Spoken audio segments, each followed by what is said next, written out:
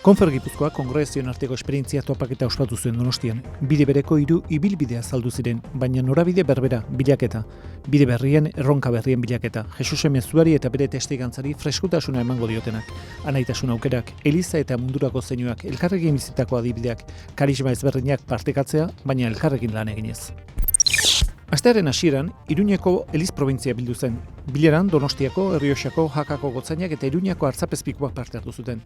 Probintzia aldian elkartzen da, eta oraingoan Aita Santuaren bisita, bihotzak bihotzari hitz egiten dio doktrina oharra eta beste hainbat gai jorratu zituzten. Fernando Prado Donostiako gotzaina eta Juan Carlos Elizalde Gazteizko gotzaina, Bilboko gotzainak ezen izan zuen azaldu, Ajurianen jarritako hilkapean izan ziren Carlos Garogetxea lehendakari goiaren aldeko errespontzu bat errezatzen. Donostiako Elizaberrituak Garaikotxearen arima jaunaren eskuetan uzten du eta bere familiarentzako kontseilamendua eskatzen du eta otoitz egiten du bere bizitzaren zati bat euskal izatearen zerbitzura eman zuen pertsonaren oroimenez.